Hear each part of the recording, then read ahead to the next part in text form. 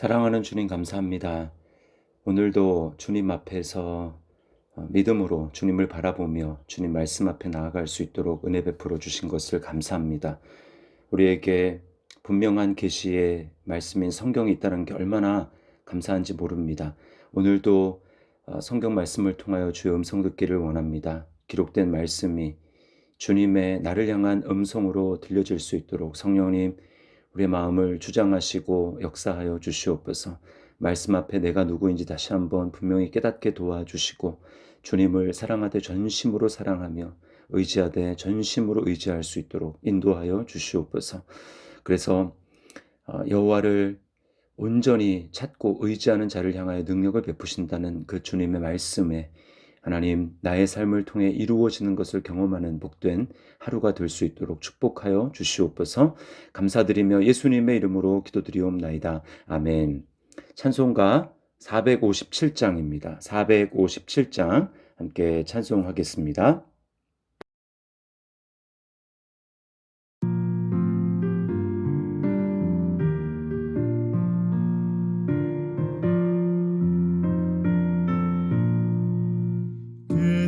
겟세마네 동산에 주를 생각할 때에 근심이나 걱정을 외면할 수 있을까? 나를 항상 버리고 주를 따라가리라. 빌라도의 뜰에서 주를 생각할 때에 수치됨과 아픈 것 못 견딜 수 있을까? 길이 참고 묵묵히 주를 따라가리라.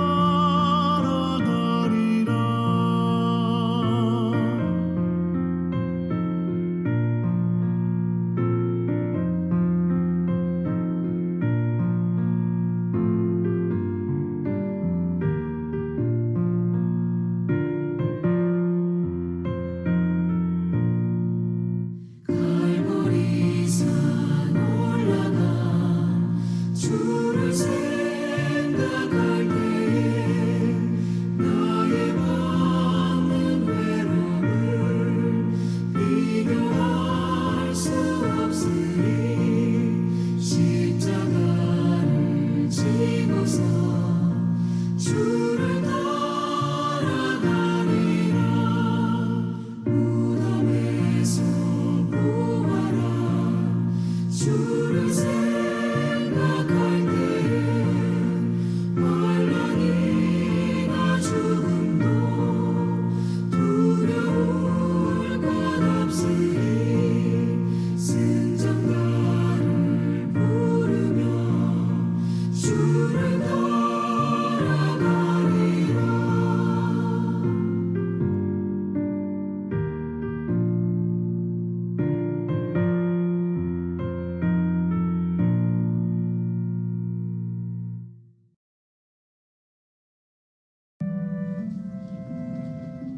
이튿날 산에서 내려오시니 큰 무리가 맞을세. 무리 중에 한 사람이 소리질러 이르되 선생님, 정컨대 내 아들을 돌봐주옵소서. 이는데 외아들이니이다. 귀신이 그를 잡아 갑자기 부르짖게 하고 경련을 일으켜 거품을 흘리게 하며 몹시 상하게 하고야 겨우 떠나가나이다. 당신의 제자들에게 내쫓아 주기를 구하였으나 그들이 능히 못하더이다. 믿음이 없고 패역한 세대여, 내가 얼마나 너희와 함께 있으며 너희에게 참으리요. 내 아들을 이리로 데리고 오라. 하시니 올 때 귀신이 그를 거꾸러뜨리고 심한 경련을 일으키게 하는지라. 예수께서 더러운 귀신을 꾸짖으시고 아이를 낳게 하사 그 아버지에게 도로 주시니 사람들이 다 하나님의 위엄에 놀라니라. 그들이 다 그 행하시는 모든 일을 놀랍게 여길세 예수께서 제자들에게 이르시되 이 말을 너희 귀에 담아두라. 인자가 장차 사람들의 손에 넘겨주리라. 그들이 이 말씀을 알지 못하니 이는 그들로 깨닫지 못하게 숨긴 바 되었습니다. 또 그들은 이 말씀을 묻기도 두려워하더라. 제자 중에서 누가 크냐 하는 변론이 일어나니 예수께서 그 마음에 변론하는 것을 아시고 어린아이 하나를 데려다가 자기 곁에 세우시고 그들에게 이르시되 누구든지 내 이름으로 이런 어린아이를 영접하면 곧 나를 영접하며 또 누구든지 나를 영접하면 곧 나를 보내신 이를 영접함이라. 너희 모든 사람 중에 가장 작은 그가 큰 자니라. 요한이 여짜오되 주여, 어떤 사람이 주의 이름으로 귀신을 내쫓는 것을 우리가 보고 우리가 함께 따르지 아니함으로 금하였나이다. 금하지 말라. 너희를 반대하지 않는 자는 너희를 위하는 자니라. 오늘은 능력의 역설에 대해서 좀 말씀을 묵상하려고 합니다. 하나님의 능력은 인간의 생각하는 것과 정반대입니다. 하나님의 능력은 겸손에서 나옵니다. 오늘 37절부터 50절이 우리에게 크게는 그것을 말씀하고 있습니다. 37절부터 41절에 성도들에 대해서 또 그리스도인에 대해서 기대하시는 주님의 모습을 우리는 보게 됩니다. 자, 36절까지가 어떤 본문이었습니까? 변화산에서 주님의 놀라운 영광을 베드로와 야고보와 요한이 보고, 그리고 37절에 어떻게 됩니까? 이튿날 산에서 내려왔다, 이렇게 말씀합니다. 내려오니까 감당해야 될 사명이 기다리고 있었습니다. 주님이 영광 가운데 변화되는 그 모습 너무나 좋았죠. 베드로는 거기서 계속 머물고 싶었습니다. 여기가 좋사오니 그랬습니다. 그러나 주님은 거기에 계속 머물러 계시지 않고 또 제자들을 거기에 계속 두시지 않고 다음 날 바로 내려오셨습니다. 왜 그럴까요? 사명이 남아있기 때문입니다. 우리는 감동을 받고 은혜를 받고 영광을 얻기를 원합니다. 그러나 골치 아픈 이 세상 가운데 사명을 감당하기를 싫어합니다. 그러나 진정한 영성은 교회에서가 아니라 일상에서 꽃피워야 하는 것입니다.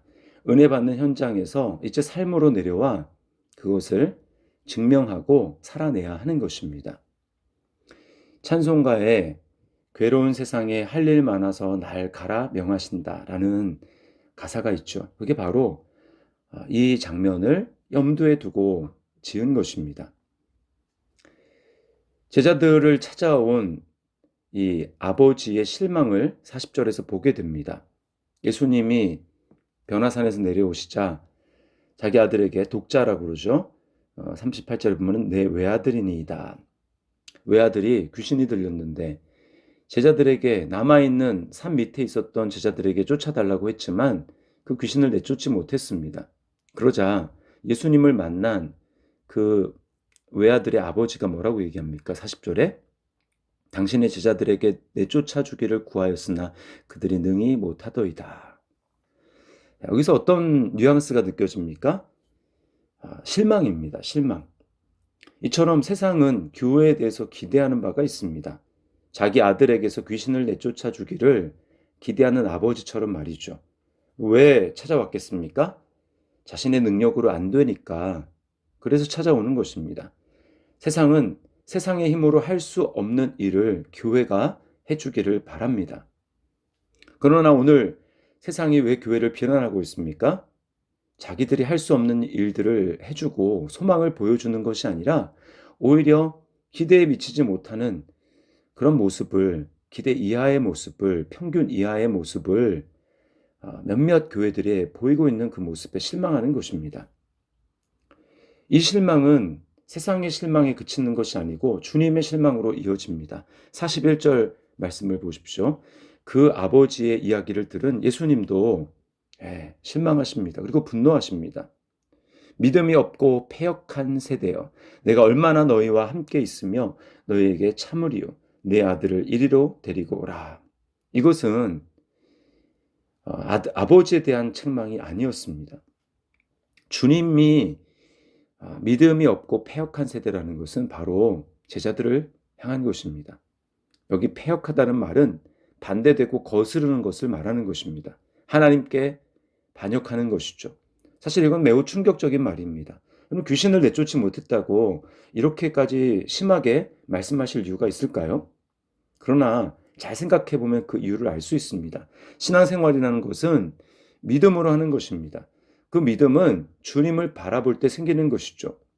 즉, 믿음이 없는 이유는 지금 내가 주님이 아니라 다른 것을 보고 있기 때문이라는 것입니다. 그리고 그 핵심은 바로 나의 육신의 힘을, 육신적인 환경을 의지하는 것입니다. 그것은 하나님을 거스를 수밖에 없는 것입니다. 로마서 8장 7절 말씀에 육신의 생각은 하나님과 원수가 되나니 이는 하나님의 법에 굴복하지 아니할 뿐 아니라 할 수도 없음이라 라고 말씀합니다. 할 수 없는 것입니다. 아무리 좋은 의도라도 육신의 생각으로는 하나님을 기쁘시게 할 수 없고 하나님과 원수가 될 뿐이라는 것입니다. 여러분, 이 주님이 하시는 말씀의 뉘앙스에서 주님의 깊은 실망이 느껴지십니까? 주님은 기대하는 바가 있기 때문에 실망하는 것입니다. 이미 제자들에게 귀신을 내쫓을 수 있는 권세와 능력을 주셨습니다. 그러나 제자들은 그것을 전혀 사용하지 못하고 있습니다. 왜 제자들은 할 수 없었을까요? 마가복음에 보면 주님은 그 진단을 기도라고 하십니다. 기도 외에 다른 것으로는 이런 종류가 나갈 수 없다 말씀하셨어요. 그러나 누가복음 오늘 읽은 본문에서는 좀 다르게 설명을 하고 있습니다. 그러니까 왜 이들은 쫓아내지 못했을까요? 그것은 이어지는 46절부터 48절이 보여주는데요. 그것은 바로 스스로 높아지고자 하는 교만 때문이었습니다. 자, 43절에 보면 모든 사람들이 하나님의 위엄에 놀랐다고 합니다. 위엄이라는 것은 하나님의 크심을 말하는 거예요. 그 크심과 능력에 놀랐습니다. 어떻게 해서 저런 능력이 나올 수 있을까? 반면에 어떤 심리가 있을까요? 나도 저런 권세와 능력을 가졌으면 좋겠다. 이런 마음이 있는 것이죠. 그 마음이 드러난 것이 어디에 있습니까? 46절에 제자들의 이 변론입니다. 46절에 뭐라고 합니까? 제자 중에서 누가 크냐 하는 변론이 일어나니. 속마음이 자기가 높아지고 싶은, 자기가 대단한 사람인 것처럼 보여주고 싶은 그 마음에 있는 것입니다. 사람들이 하나님의 위엄에 놀란 것이 바로 일면 그런 마음이 있었던 것이죠. 그러나 굉장히 역설적인 것은 사람들은 하나님의 크심, 예수님의 그 위엄, 그것을 보고 놀라고 또 누가 크냐 이렇게 말하고 있는데 주님은 오히려 거꾸로 말씀하신다라는 것입니다. 44절 말씀을 보세요. 이 말을 너희 귀에 담아두라. 인자가 장차 사람들의 손에 넘겨지리라. 사람들은 어떻게 내가 높아질 수 있을까? 내가 어떻게 권세를 가질 수 있을까? 이런 생각을 하는데 주님은 십자가를 말씀하고 있습니다. 다시 말씀하는 거예요. 그러나 제자들은 깨닫지 못합니다. 45절입니다. 그들이 이 말씀을 알지 못하니 이는 그들로 깨닫지 못하게 숨긴 바 되었습니다. 또 그들은 이 말씀을 묻기도 두려워하더라. 알지 못하고 깨닫지 못하고 묻기도 두려워했다라고 이야기를 합니다. 주님은 이 알지도 못하고 깨닫지 못하는 제자들에게 실물로 보여주십니다. 47절, 48절에 어린아이를 그들 가운데 세워주시고 말씀합니다. 핵심이 무엇입니까? 제일 끝에 있죠. 48절 끝에 가장 작은 그가 큰 자다 이렇게 말씀합니다.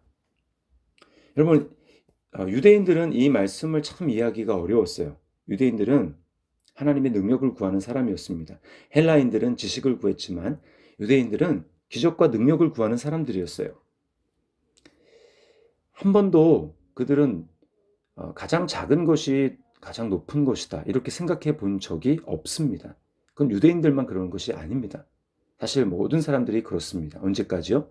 예수님이 오시기 전까지요. 한 번도 그런 경우를 보지를 못했어요. 한 번도 그런 샘플을 보지 못했습니다. 그들에게는 높은 자는 다 강한 자였습니다. 다 강함을 추구하고 높아지려는 것을 추구하지 아무도 낮아지거나 약해지려는 사람이 없었습니다.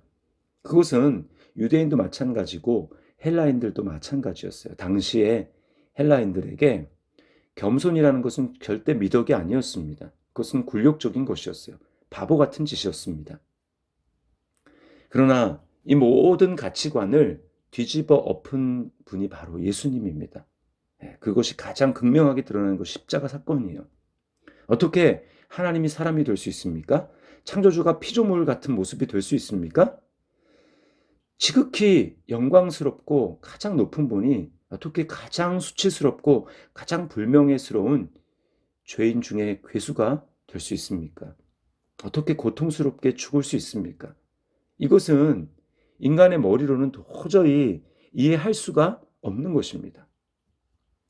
예수님의 십자가를 보면서 정상적인 사람은 다 충격을 받을 수밖에 없어요. 왜? 그런 말밖에는 나올 수가 없는 것입니다. 이것이 바로 십자가를 믿을 수 있는 것이 하나님의 은혜로만 가능한 이유입니다. 우리가 어떻게 예수 그리스도의 십자가를 믿을 수 있습니까?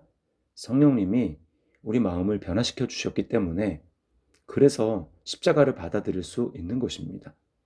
정상적인 우리의 생각과 우리의 지혜와 우리의 마음으로는 절대로 이 십자가를 받아들일 수가 없습니다. 예수님을 받아들일 수가 없습니다. 아담이 하나님의 영광스러운 존재로 피조물로 지음을 받았지만 그 영광을 잃어버린 이유가 무엇입니까? 스스로 하나님이 되려고 했기 때문에, 스스로 높아지려고 했기 때문에 그런 것이죠. 그러는 순간 자기에게 주신 하나님의 능력을 잃어버렸습니다. 제자들도 마찬가지입니다. 예수님이 그들에게 귀신을 쫓아낼 수 있는 권세를 주셨지만 그들이 내쫓지 못한 이유는, 하나님이 그들에게 그 능력을, 그 권세를 주셔도 그들은 끊임없이 하나님을 의지하는, 하나님을 신뢰하는, 그래서 전적으로 하나님만을 붙드는 그것으로, 믿음으로 주님을 바라보아야 했는데 그렇지 못했던 것입니다. 제자들이 스스로 뭔가를 할 수 있다고 생각하고 그렇게 한 것은 바로 아담의 실패했던 그 실패를 반복하는 것입니다. 그것은 마귀의 길입니다. 기도란 무엇입니까? 기도는 무릎을 꿇는 것입니다. 왜 무릎을 꿇습니까? 우리는 아무한테나 무릎 꿇지 않습니다. 그 말은 나는 아무것도 아니라는 고백이죠. 나는 할 수 없다라는 그 고백인 것입니다. 그래서 주님 앞에 무릎 꿇는 거예요. 주님만이 하실 수 있습니다. 그래서 하나님을 간절하게 찾는 것이 바로 기도입니다. 제자들은 이 마음을 잃어버렸어요. 이 태도를 잃어버린 것입니다. 성경에 창세기부터 요한계시록까지 관통하는 원리가 있습니다. 무엇일까요? 여러 가지 있지만 하나님이 교만한 자를 물리치시고 겸손한 자에게 은혜를 베푸시는 분입니다. 하나님께 다 버림받았던 사람은 교만한 사람이었어요. 주님이 높이셨던 사람들은 다 겸손한 사람이었습니다. 그런 분이 바로 하나님이셔요. 그래서 그것을 가장 극명하게 보여주신 분이 바로 예수님이십니다. 예수님을 깊이 알아가면 알아갈수록 우리는 내가 얼마나 높고 높아져 있고 또 교만한 자인지를 깨닫게 됩니다. 또 그럴수록 우리는 주님을 더욱 의지하게 됩니다. 그러므로 자신이 교만하다라는 것을 깨닫는 것, 자신이 죄인이라는 것을 깨닫는 것은 주님의 은혜를 더 깊이 누릴 수 있는 지름길이 되는 것입니다. 자격 없는 자를 용서하시고 사랑하시는 주님을 점점 깊이 깨달아가게 될 때 우리는 세상의 어떤 사람도 존중할 수 있습니다. 왜요? 내가 바로 그런 죄인이기 때문에 그런 것이죠. 그런 죄인이 나를 용서해 주시고 용납해 주시고 사랑해 주신 그 주님을 생각하게 될 때 우리는 다른 사람들도 똑같이 사랑할 수 있는 것입니다. 그 사람이 나보다 결코 못하지 않다고 오히려 나보다 나은 존재라고 인정할 수 있게 되는 것입니다. 그래서 어린 아이라도 영접할 수 있게 되는 것이죠. 당시 사회에서 이건 불가능한 일이었습니다. 그리고 뿐만 아니고 다른 사람을 향한 포용으로 나타납니다. 그게 이제 50절에서 말씀하는 거죠. 요한이 49절에 보면 우리가 보고 우리와 함께 따르지 아니함으로 근마하였나이다. 어떤 사람이 예수님의 이름으로 귀신을 쫓아냈는데 자기 제자들의 무리에 속한 존재가 아니었다라는 것입니다. 그래서 그거를 못하도록 금지시켰다라는 거예요. 마치 자신들이 전매 특허를 받고 허가를 내주는 사람인 것처럼 그렇게 행동했다라는 것입니다. 그러나 예수님은 어떻게 말씀합니까? 50절에 금하지 말라. 너희를 반대하지 않는 자는 너희를 위하는 자니라. 다른 사람에 대해서도 우리 안에 속해 있지 않지만 예수님을 인정하는 자에 대해서 용납하고 포용할 수 있는 그런 능력이 생기는 것입니다. 오늘 말씀을 기억했으면 좋겠습니다. 능력의 역설, 그것은 바로 높아짐에서 큼에서 나오는 것이 아니고 자기를 부인하고 예수님을 전적으로 의지하는 것, 십자가에서 죽으시고 부활하신 정말 진정한 겸손하신 예수님을 전적으로 의지하는 것에서 여러분 거기서 능력이 나오는 것입니다. 오늘 하루도 예수님을 온전히 바라보며 전심으로 의뢰하는 이 겸손한 믿음으로 주님의 놀라운 은혜를 체험하고 경험할 수 있는 우리 삶이 될 수 있기를 예수님의 이름으로 축복합니다. 하나님 아버지 감사합니다. 오늘 말씀을 통하여서 능력은 세상이 기대하는 것과 전혀 다른 방식으로 하나님 나라에서 역사하고 있다는 것을 깨닫게 됩니다. 세상은 커짐에서 또 높아짐에서 능력을 찾으려고 하지만 하나님 나라 안에 있는 능력은 오히려 낮아지고 작아지고 겸손해지는 것에서부터 진정한 능력이 나오는 것을 다시 한번 살펴보았습니다. 주님, 믿음 연수가 점점 많아지고 또 아는 것이 많아질수록 더욱더 내 지식과 내 경험을 내려놓게 도와주시고 주님이 아니면 안 된다는 절박한 믿음을 가지고 날마다 주님만을 의지하게 도와주시옵소서. 믿을수록 내 마음의 태도만큼은 어린아이처럼 하나님을 전적으로 의지하며 주님 없이는 아무것도 할 수 없는 그런 존재임을 그렇게 고백하는 참된 겸손한 자 되게 도와주시고 거기로부터 하나님의 능력이 공급되는 것을 날마다 경험할 수 있도록 우리 주님 역사하여 주시옵소서. 어린아이와 같은 세상의 기준으로 보았을 때 별것 아닌 것 같은 존재도 용납할 수 있도록 인도하시고 머리를 숙일 수 있도록 인도하시고 또 우리와 다른 방식으로 예수님을 믿는 자들을 향하여서 금하고 내가 더 나은 존재인 것처럼 요구하는 것이 아니라 주님 인정하고 포용하고 연합할 수 있는 그러한 우리의 모습이 될 수 있도록 인도하여 주시옵소서. 오늘도 우리와 함께하여 주옵소서. 주님 우리를 다스려 주시옵소서. 주님 우리와 함께 하시는 주님 감사드리며 예수님의 이름으로 기도드리옵나이다. 아멘. 하늘에 계신 우리 아버지여 이름이 거룩히 여김을 받으시오며 나라의 마옵시며 뜻이 하늘에서 이룬 것 같이 땅에서도 이루어지이다. 오늘날 우리에게 일용할 양식을 주옵시고 우리가 우리에게 죄 지은 자를 사하여 준 것 같이 우리 죄를 사하여 주옵시고 우리를 시험에 들게 하지 마옵시고 다만 악에서 구하옵소서. 대개 나라와 권세와 영광이 아버지께 영원히 있사옵나이다. 아멘. 오늘도 각자의 처소에서 기도 음악을 들으시면서 주님과 깊이 기도의 교제를 나누시기를 바랍니다.